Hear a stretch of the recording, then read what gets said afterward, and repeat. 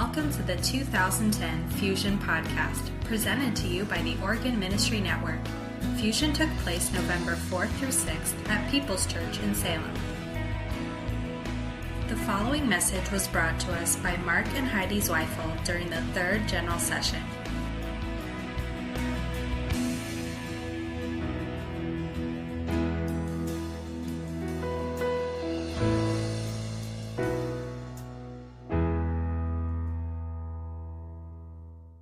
My name is Heidi, and my roots do come from Washington, but I went to junior high and high school here in Oregon, Portland area. My brother Joe and I, we went to school together, and we both went to Northwest University together. He just wanted to follow me everywhere, I guess. He is older than me, just to let you know, even though he looks younger, but he is older than me. And it's just a joy to be here and seeing my brother just loving Jesus, he and his wife, and impacting just like what you guys are doing. We've been in a lot of different places, and we have been in a hot place. Prior to going to Alaska, we were in Las Vegas, Nevada, which is very hot there too. And in many different ways, people categorize it and stereotype it as the place of sin. But we try to do as much as we could in 7 years to turn that around. And prior to that, we were in Tacoma, Washington. And where Brad and Roberta Shimamura, they were in our youth ministry when we were just young bucks. We have some stories on them too. We do. You can come and talk to us later on if you'd like. But we just want to share with you guys what brought this, what we're going to share in just a moment, what brought this to our hearts was we've been asked, and God's been so faithful to us. He's been so amazing. And He's allowed us to be in places with some amazing leaders, just shakers of the Assembly of God and just the world. And one of the areas that we thought, gosh, this is so cool that people ask us to come and talk, but amongst all the great things that we have done in ministry together with God's help and anointing and honest prayer, I mean, we were always praying for the newest, best event we could do, not just a little rendezvous of a weekend, but like, not the emotional weekend thing, but always, God, help us to make this stick to these children and young people. And so, we go places and people say, give us some of your greatest stuff that you've done, train us, teach us, mentor us. And we love doing that. But this one, Mark and I would absolutely say, is our funnest, because this is not even about any of the accomplishments or successes, because really success is when we see young people like Roberta and Brad years later loving and serving Jesus. I mean, it doesn't matter how big our numbers ever were. And they were big. But what is the biggest joy to us is when I can see these guys, and I can see my brother, and I can see other people all over this map around, the United States that are just planted in God. And the successes were great, but the stories and what they're living now is even better. So we just chose to say, what would be fun? South Dakota, about 6 months ago, we spoke at the same type of event. And Brian, we thought it'd be the coolest thing if we just said, let's put away all these great things that we can help and mentor and train in. That's all great, but let's tell them all about some of the stupidest things you've ever done in ministry. Because my goodness, everyone would come up to us and say, oh, we just really want to do that. Oh, we wish we could do that. And I was like, Mark, we have one more session. I know we want to talk about, but can we switch it? Can we just do the opposite and talk about our failures? Paul said I could boast about the revelations. I don't know if I was caught up in the third heaven or whatever he said. He says, but I'm going to boast in my weaknesses. And so we're going to kind of make fun of ourselves here at our expense for you to laugh, and then teach leadership principles that go along with those things. How many of you guys know you can learn some of your biggest leadership lessons through some of the hardest things you walk through? And so I'm going to share the first one. When we were in Tacoma, Washington, and maybe Brad and Roberta remember this, but we thought, it rains a lot in the Northwest, and so let's do an indoor sand volleyball tournament. And so we had someone dump off 10 yards of sand, and we rented a bobcat, and we put visqueen down and 6x6s around the outside, and we had a huge indoor sand volleyball tournament in the lower gym at Life Center in Tacoma, Washington, and we had hundreds of kids come out, and we had all this fun stuff, but we failed to realize, how do you get that much sand off the floor, and where do you put that much sand when you're done with a big event? Had failed to, I just thought, how are we going to get a couple hundred kids to come out for an outreach? I'm just thinking big, I'm not thinking, oh dang, where are we going to put the sand now? You can't scoop sand off a gym floor with carpet. And so, I remember we had to get, we could drive the Bobcat back in there, but we had to shovel by hand 10 yards of sand back into a Bobcat bucket, and then back into a little Ford Ranger pickup, and then we had to go find a hole to put 10 yards of sand in. Okay? And so I'm sure when Life Center was developing the future plans, they found sand in different areas of the church. And thanks to me. But so we learned a few things. Oh, we also learned. That's right, like a virgin. Oh man. Before you even say that, in Seattle, karaoke. Very, very interesting place, Tacoma, Seattle area, just as much as probably here in Oregon, anywhere in Oregon, Portland, anywhere. And we thought, let's have karaoke. Man, karaoke's making it big. This is back in the 90s, by the way, okay? So karaoke's big. Let's just have a big old karaoke. Put the Beach Boys out, because it's kind of a beach type of setting. We'll do Beach Boys and surf and wipe out. Well, we had one young man who is probably the most rebellious of all. Metro on steroids. He just really was a great. We prayed for him today because he's a friend of ours on Facebook, and he very much is out of the closet, living in New York and loving his life, living a homosexual life. But at the time, we were helping him, trying to find his identity, like you might be going through right now in some of your ministries. But this young man decided to trick us and put in a karaoke track that we had not approved of. Not only that, he decided to dress like the character he was portraying. So here's this boy dressed like a woman singing Like a Virgin by Madonna in front of all these kids. In an event where we're like, oh man, we've unplugged that karaoke. The lesson there is just to be careful and to scream. I mean, kids are kids. It doesn't matter how, even our most spiritual kids that we have in our children's and youth ministry, sometimes they get like this whacked up head for like 10 minutes and they want to be funny and they'll do or put something in that, think everyone else is going to laugh at. But it was totally inappropriate, and we're just thankful that our 70-year-old pastor did not walk in at that moment and see what happened there. But we learned always to scream, man. If kids say, I got a song I want to do for a talent show, man, you better listen to it first before you even think about putting it on. The whole thing, not just the the whole thing. And what are you planning on doing with your body while you're up there, okay? If you want to scream those little dance choreography moves out as well. Pastor came to me and says, then a couple days later, was it worth it, Mark? Because Pastor Bunting never said, I think that was stupid. He would ask questions so you'd come up with the reality that it was stupid or it wasn't worth it. So one day he said, Mark, was it worth it? I said, oh yeah, it was great, Pastor. I had a lot of kids out there. But like 3 times throughout the day, he walks in and sees me shoveling sand with one guy. And so what we learned, lessons to learn for big events. Lessons to learn for big events. Write this down. These are 4 nuggets that are worth reading 2 or 3 books on big events. Children's or youth ministry, use this. Number 1, the 4 big M's of big events. Number 1 would be you have to ask yourself, what are the methods? What are the methods? How am I going to do this? How am I going to pull this off? You need to know you have to answer the first question, what are the methods? Number 2, you have to ask, who's the manpower? What's it going to take to make this happen? Right. Okay, I had the first half of it down. I'm going to put sand with a Bobcat, dump it, we'll rake it out, it'll be cool. I forgot about the fact that I didn't have a cleanup crew. That's called dumb. Okay? That's called, oh yeah, it's worth it. And on the inside you're thinking, I am dumb. Okay, so methods, manpower. Number 3, money. Money. As a district youth director, I have different people over different teams, and a guy calls me up and says, my fine arts director, Mark, I booked Carrie Joe for our fine arts conference. I said, really? Yeah, she's only $3,000, but I have to find her 4 other places for $3,000. It'll be cool. I said, where are we going to get $12,000 to book a singer or a worship leader for a conference that might have 150 kids? Okay? He didn't ask the money question, number 3. And number 4, machinery. What's it going to take to make it happen? So you got to ask methods, manpower, money, and machinery. And I'll tell you right now, don't let money be a reason you don't do something, because money follows vision. Right. Okay? If money's the reason, then you'll stay small if you make money always the reason. Dream. God owns the cattle on 1,000 hills. Figure out how to sell some cattle. And you know what I'm saying? Okay? So that's the first one. You want to talk about the next one? Yeah, the second one is, how many of you have interns, or you could be categorized as interns? Raise your hand if you're somebody who has a few interns with children's ministry or in youth ministry. This is something we learned in Vegas. Now we're going from Tacoma to Vegas now. We were in Vegas for 7 years. And we learned a lot about safety. And, this is a typical picture you'd see in Alaska, okay? Actually, this last Monday, we saw this quite often. It snowed, the first snowfall came, and, safety is always an issue. Drive slower, don't get so close behind everybody. There's all these safety tips that they teach us. I'm not a professional in driving in snow, but I have driven it one winter. I'm looking forward to my second.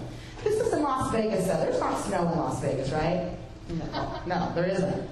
And one of the things with interns is that they're such a blessing. I mean, if you're an intern in this place, you are a huge asset to ministry. Please don't ever feel like you are just somebody who is following the leader. Following the lead, you are a leader, okay? You really are. And kids see that, whether they're children or youth. And so act like that leader. Here's an incident where our interns and even our assistant pastor in Vegas didn't necessarily show leadership here. We were on a huge choir tour, a youth choir tour, and we have about 150 kids taking two huge vehicles. The buses and the vans and all the equipment. We all did everything live. So we've got this huge caravan going to Seattle, I believe it was that last time. Our associate youth pastor and the interns that were there decided, hey, they were supposed to pack up and load up the van, make sure everything's gassed up, ready to go. So they thought, man, this is going to be a late-nighter. Let's make this a late-nighter. And only in Vegas can you get the $1 midnight breakfast, okay? So they decided after we're done packing, it's going to be about 11:30, let's go out to midnight $1 breakfast. So they went out to the midnight $1 breakfast. Associate youth pastor, along with the interns that were under our ministry from different places, some were North Dakota and other places, the church itself there, and they went out to breakfast. And not only that, after they were done eating a great grand slam of a meal, only $1, they decided, let's do some midnight bowling, since we got to be up at 5 a.m. anyway, because everyone's got to meet at the church at 5 a.m. Let's just go ahead and do an all-nighter. And that's exactly what they did. Mark and I had to stay behind. We're just going to be a couple hours behind. We're going to fly over to San Francisco because we're going to take that whole day to drive, or I forget what place it was exactly. So we weren't in the bus. We had trusted our assistant youth pastor, our reliable interns, that were out of high school, college age, and we just thought they were ready to go within a half hour. And we were pumped. I mean, they had the place packed. And they did everything right. And they had their rock stars and their Starbucks. They were energized. 20 minutes to a half hour later, we get a phone call, and there was a wreck, and it involved our caravan. And the young man that was behind the wheel was somebody who was never approved to drive the van.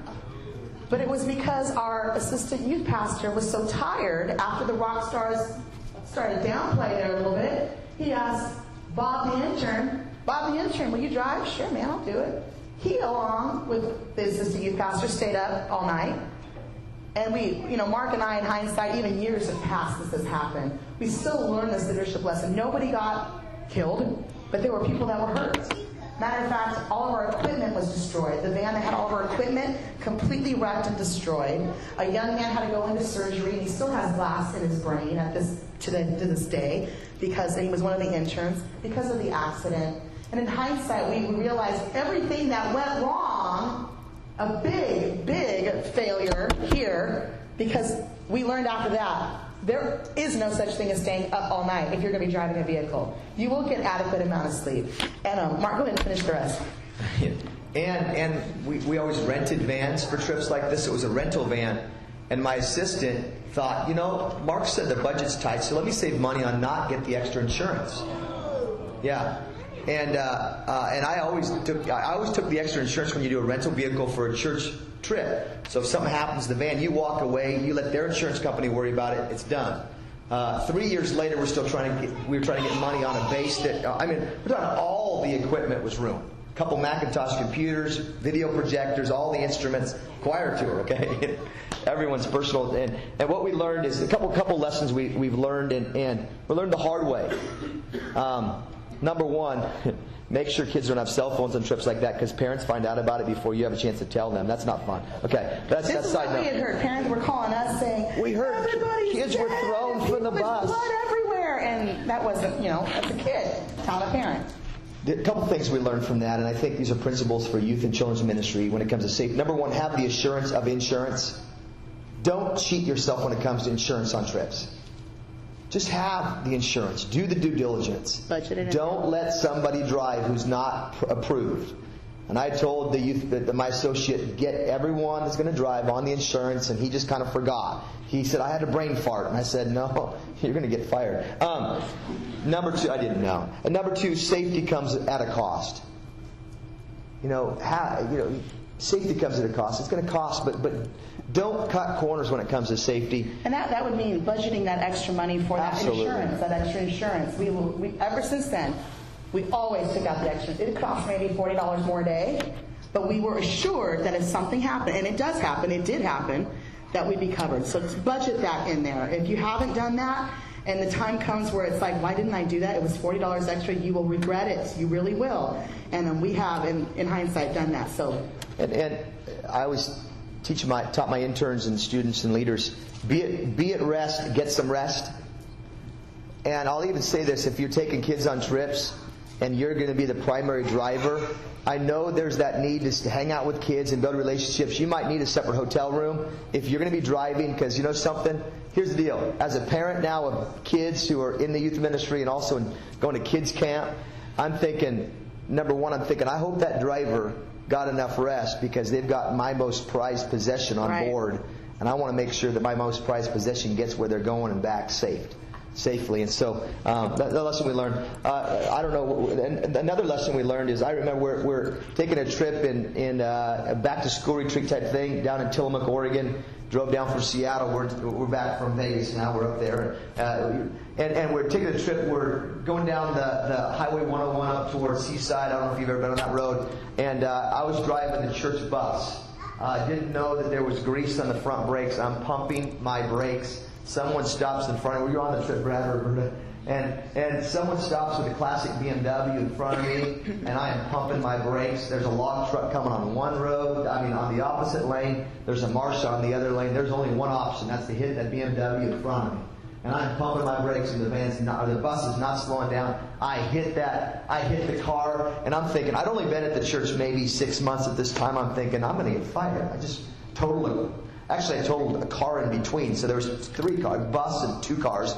Bus is bigger, therefore cars got smashed. And so I called up Pastor and I said, Pastor, I'm so sorry. And Pastor Buntain said this. He said, Mark, are the kids okay? I said, yeah. He said, we have insurance for metal. He says, as long as the kids are okay, don't worry about it. Just shrug it off. Have a great trip. And I'll tell you, I learned a lesson that day, and a lesson that I did the same thing with Bob, when I talked to Bob, who wrecked the van, rolled the van. The Bible college student at the time, intern from Trinity Bible College, rolled the van, totaled the van, 30,000 equipment. I said, Bob, listen, here's the deal. One person has got a little bit of minor damage. Are you okay? We have insurance for metal. We don't have insurance for, we can't take back lives, but we can buy another van. So I think the lesson you can learn when you have a crisis like that is keep your cool. There's a great book called Dinosaur Brains. I'd recommend you to read it. It's called Dinosaur Brains. And then another one called Emotional Vampires. We work with people who have dinosaur brains sometimes. We work with emotional vampires too. But that book talks about don't go into an emotional state when bad things happen. Be cognitive, think about it, and rest. And Pastor Buntain said, Mark, we have insurance for metal. People are okay. Have a great event. And I learned a big lesson that day. When a crisis comes, be more concerned about the person, not the piece of metal. Make sense? Because you can fix metal a lot easier. You can fix broken bones and things like that. And you might be thinking, man, they have a bad record with vehicles. Yes, well, that was that day. The very next day, we had... Go on to another vehicle? Yeah, yes. Because how many more wrecked the vehicle? Oh, let's skip down to this one right here. Baby. All right. You want to skip? Time-wise, yeah. Let's get down to this one right here. This is good, though. Okay. Wow. The next one is something Mark and I, when we were first married, we were in ministry together as we were engaged. We got married. Roberta and Brad were at our wedding here over in Portland, Oregon. And one thing Mark always started doing once we were married, didn't do it when we were engaged, but when we got married, he talked about when he would be in the crowds with young people and even in front of the children and whatnot, he would say stuff like, guys, My wife is so, and you may disagree with the word he would use. I did, I'll tell you that. Sexy. My wife is so sexy, man. She is the hottest Mexican, blah, blah, blah, blah. And all the girls would be like, and all the guys would be like, she's my Chicana glory. Yes, he Chicana glory. just go on and talk about the Aztec warrior princess. This was new, Barbara. This was brand new. I was just like, I know well, that's great. He thinks that way, but don't be sharing with everybody in here. And it kind of got to me, and I finally went up to him. I said, Mark, would you stop saying that? I'm maybe beautiful. And he goes, no, I almost say sexy. I was like, okay. Well, can you just stop saying it altogether? I said, because I've got Angela Cole, who was prom homecoming queen last week, and I've got so-and-so who was homecoming court queen, and they're sitting right next to me, and I'm not as beautiful as they are. This is an insecure you pastor's wife talking, okay? And I was like, I'm not pretty like them. I mean, they're tiny, and I'm like, please, I'm not the sexiest woman in that place. And Yes, she is. and you know what he told me? He said exactly that. But he said, Heidi, I learned something. He said, there are probably 50% of those kids that are in that setting that have never heard their dad talk about their wife that way or talk about their mother that way. They have never heard healthy couples talking about how much they admire and think the husband is handsome, the wife is beautiful. And if statistics are correct, and marriages are ending as quickly as they are in the church as they are in the secular world, I think our kids deserve that. And I thought, wow. So you don't think I'm beautiful then? Or are you just saying that because no, of course he was saying all that because he believes it. But it reassures, and I know you've got Brad and Roberta here. We've got other people out in different children's and youth ministries that do exactly the same thing. Now, is it because they heard it from Mark and they want to be like Mark? Probably a little bit of it, but also they realize that it's true. If you're in children's ministry and those kids, they listen to how their parents talk. And they have to come to a church in your children's setting, and they have to listen to how you say, God loves you, and your mom and dad this, and they're thinking, my mom and dad don't even look at each other. That's true. In our settings, that's true. And in our youth ministries, it's true. I think we can, and maybe you can use your words differently if you like, but I think it's a great idea to uplift, if you have a significant other, your wife, your spouse, or if you're a lady pastor, lifting up your spouse in front of those kids and saying how much you appreciate them, how much you admire them, how much you love them, because I'll tell you what, it works. It really does work. So anyhow, that's kind of like a family value lesson we learned there is that, let your girls hear. We have 4 daughters. So my husband's always talking about this. So when my daughter was 3 years old and we moved to Las Vegas, Nevada, a new youth ministry there, my daughter would say, she'd walk around, she'd hear Daddy say, Mama's sexy, your mama's sexy. She'd hear it in youth ministry, my wife is beautiful, she is sexy, and da-da-da-da. And so my daughter, we moved the first week at the International Church of Las Vegas. And I'm a teacher on campus at the Christian school there. And one of the young girls comes up to my daughter and says, little girl, you're the new pastor's daughter, right? And you have to know my Braxton. She's a very stern girl. She's like, mm-hmm. And she says, now your mommy's a little dark. Is she like, Hawaiian or Spanish or Mexican? And Braxton puts her little hands on her hips. She goes, my mommy not Mexican. My mama's sexy. So that's a new ethnicity now, I guess. It's a new ethnic group. But my kids to this day, she was 3 then, she's 11 now, and she knows how her dad feels about me. And if you're in ministry and you have children in your own home, by all means, let your kids know, your very own blood kids, DNA running in the same blood there, let them know how much you love and appreciate your spouse in ministry. That is crucial. It's very important. Realize you are called to shape the world views and build dreamers.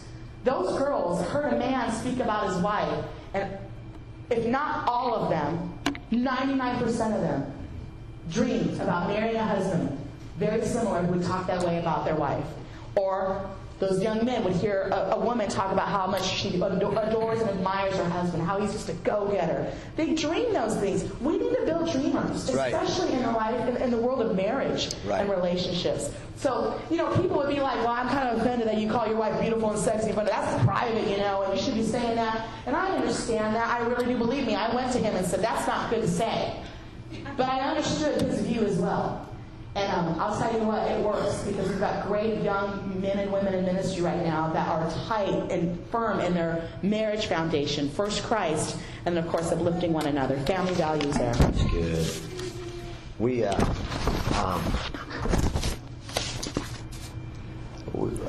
on the trip, and I forget what it was. I think it was when we were in Vegas, and we took, it was a different tour.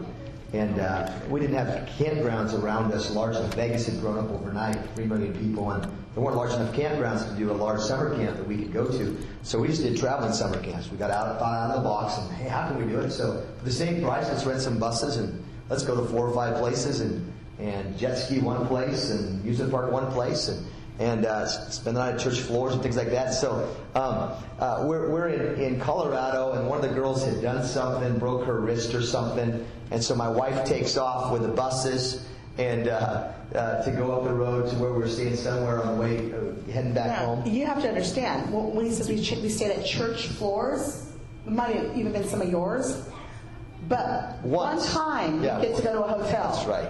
And sleep in the lap of luxury there, and shower and be in those nice cozy. One time out of a 7-day tour with a pool, we just lavished them. So go ahead. Yeah, so the kids always look forward to the hotel night.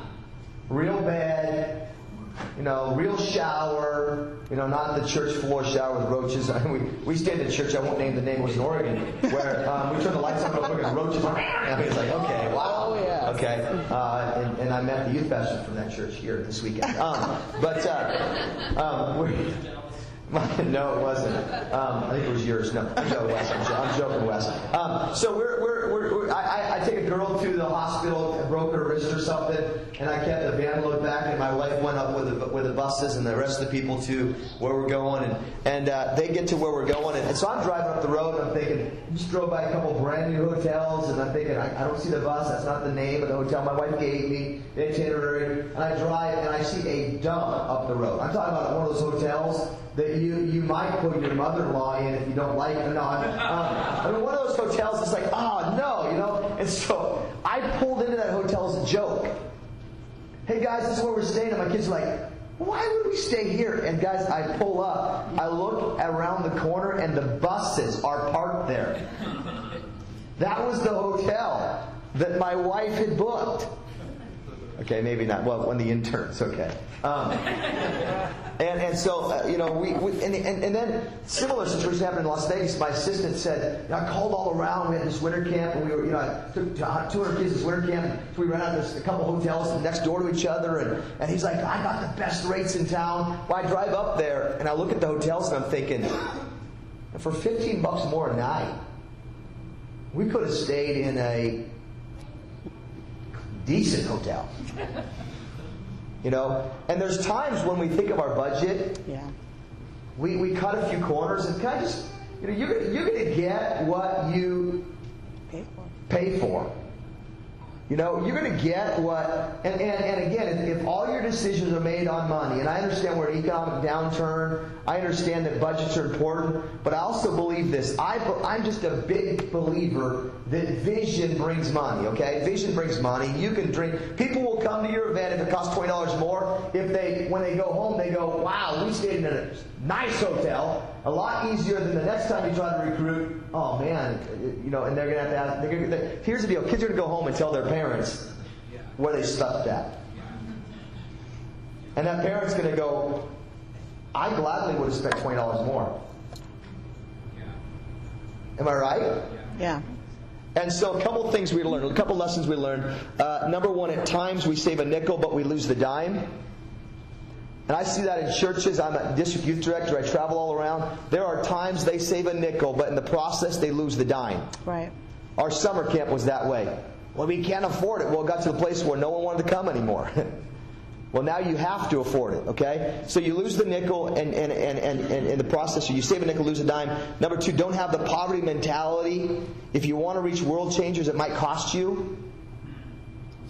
Okay, think about it. if you want to reach the influencers, the parents in the community who bring their kids to your children's ministry, a little bit more excellence might bring a little bit more money through tithes and offerings in the process. Do things with excellence. Excellence means doing the best you can with what you have. Right. It doesn't mean doing everything, but it means everything you do well.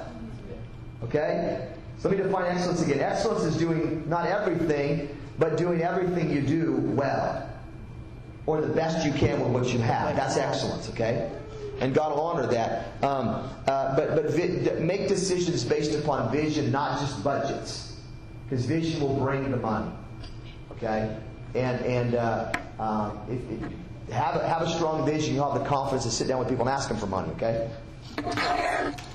This one here, how many are in youth ministry right now? We're just going to ask real quick, because this is for everybody, even in children's ministry, because if you're doing a wise thing, you're utilizing your youth for children's ministry's worship time. So we're going to talk about worship right now, because that's an area that Mark and I always, Mark would do the preaching and teaching, I would take care of the fine art stuff, and so worship in Tacoma was great. Now let's back up, babe. Okay. I found out that I wasn't a singer when I was in my wife's youth choir at one time in Tacoma, Washington. I was in youth choir, and she'd go like this.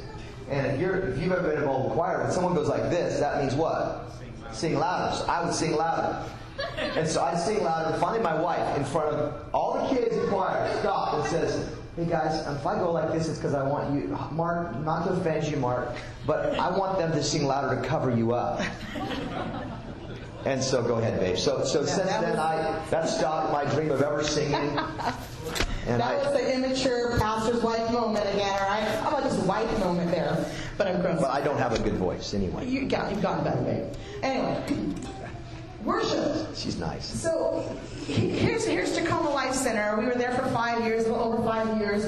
Great youth ministry, high school ministry only, and it was just going great. Worship was one of the dynamics that we love because they were hours of just worship. So we're excited about that. We raised up worship leaders and different people on the worship team, and great thing. Then we transitioned to Las Vegas, Nevada. And Las Vegas, Nevada is a theatrical and arts style is way different than in Tacoma, Washington. So we get there, and they've been without a youth pastor for 6 months. And they've had these wonderful interns that have come and trying to help out and patch things together because of waiting for this new youth pastor. And actually, all these three interns were told, "Hey, you guys do a good job. Man, you guys are going to run the youth ministry. You will be the ones running it." Well, apparently that wasn't happening, and so they called Mark and I, and when they found out there was a new youth pastor coming in, man, you can imagine what they were feeling. We weren't good enough. Yeah, I don't even know if we like this guy, these guys coming and stuff. So we come to this youth ministry with that kind of a mentality and mindset.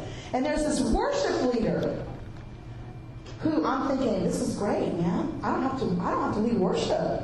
Man, there's already somebody trained who knows how to do this. Good deal. Good deal. Well, this young man had some integrity issues. And the lesson we're going to learn here, I just want to set this up in the forefront, is what you allow in your ministries. What you allow, you teach. That's right. And I didn't realize that until this young man, and nobody knows who he is. His name is Rob. And he's a cool-looking dude, too. I'm like, sweet. I got this guy, he looks like the worship leader part for Vegas. This is great, man. He's cool-looking, the cool dude going on, and, everything about him. And he was decent in worship. I thought, sweet. Well, little by little, though, probably within 2 months, we're noticing some changes in Rob. And what I mean by even gender changes. Exactly. So we're like, man, hey, Rob, Mark, was Rob wearing eyeliner? Yeah. And chick pants. Well, that came later. Flowers on the pocket. Yeah, and they're like, I think he was. Oh, wow. We need to talk to him about that. Is that a Vegas type of thing? Yeah. We're just asking this question. No, it doesn't matter. We can't have a worship leader who's a guy wearing eye makeup. Right? So that's happening. And then the next week, we didn't talk to him. Sorry, Daryl, if you're in here, I know you wear it. Then he starts wearing, chick pants. Like girl-type pants with flowers. And I'm like, whoa, Mark, Was he wearing eyeliner, blush, and chicken? Yeah. So And we talked to him, and he still did it. We talked to him finally and said, Rob, listen, man, you're a great singer, so but we can't be doing this. You're in front of all these kids. You can't be doing this. Well, all of a sudden, his voice started to change. Well, why can't I? He started talking like he's from Britain or England. I was like, your voice changed. He goes, no, I always talk this way. So, he said to himself, dressing this way, we let him lead worship. And that night, he's leading worship, like speaking English normally, and then he gets to a prayer time. Father God, we thank you for this time that you are here. We pray that your presence would just fall upon. We're all like, what? We sat down with that young man, and when we went to his home again, we noticed that he was having some extra accessories in his coffee with alcoholic whatever in it. Bailey's, I don't even know what it's called. But we're like, no, we can't have you do. Why not? I've been doing this for years. No, you can't. Because what we allow, we teach. And that young man was teaching everybody there for almost 3-4 weeks that it was okay to wear chick pants. Mark and Heidi were okay with that. No, that's we weren't okay with it. We have to be careful going into a new transitioning and stuff. We were trying to be sensitive, but at the same time, it was taking advantage of that transition sensitivity. So we had to sit down with him and talk to him. And it is a lesson, church, or leaders here. What you allow, you teach. If you've got a young person or an intern or a student helping out in your children's ministry, and man, these kids see them around the corner doing dumb stuff and inappropriate things in the house of God, you are teaching those children, hey, someday when you're in youth ministry, you can do the same thing too. And we've got to be careful with that. And we learn that lesson. And the moment that we see something like that, Mark and I have been quick to say no, because we are believers of what we allow, we teach. That's in parenthood, and that's in parenting and pastoring youth and children as well. What we as leaders do in moderation, those under us will do in excess. And which is another leadership principle there. What we do in moderation, do in excess. And so, if you're a youth pastor who TPs, you're going to get TPE'd. Just be careful what you do, because what you do, again, they'll do more than you'll do. Right. They don't always have the same boundaries you have. Another leadership lesson we learned in this area is a platform of ministry must be earned. Yeah. Just because someone has a gift or they're very gifted. And guys, in Las Vegas, we had some of the most gifted musicians in the city that came to our church or were in our youth ministry. But just because they're gifted doesn't mean they should have a platform. And so we kind of developed this a philosophy that we can give everybody responsibility. In your youth or children's ministries or in your leadership, and we're almost done here for lunch, is you give everyone responsibility but not everyone authority. So a lot of people can run the PowerPoint. You can say you're the PowerPoint guy or the PowerPoint gal. That's a responsibility. Okay, they can wear chick pants and run the PowerPoint. Okay, but they're not going to have chick pants if they're a guy and do a small group with a bunch of seniors in your youth ministry or disciples. Make sense? There's a difference between authority and responsibility. And we need to, as leaders, we need to create opportunities for new people to come into leadership or come into your youth ministry or children's ministry as volunteers and help. But understand something, there's a difference between someone holding the door and someone holding the Bible and opening up and breaking the bread of life before your students and your young people. Right. Okay? And so we learned with Rob that, again, what you allow, you teach, that you can't give everyone a platform of ministry. It has to be earned. We'll talk a little bit more probably in one of the breakouts that we'll do is to whom little can be trusted, more can be given. Right. Okay? And so I think with that, though, we'll turn over to Brian. We need to transition, and thanks for the time, and look forward to tonight. We're going to have a really good time tonight, and we'll get more spiritual. But thanks. All right. Thank you. You guys hungry? All right. Give it up for Mark and Heidi.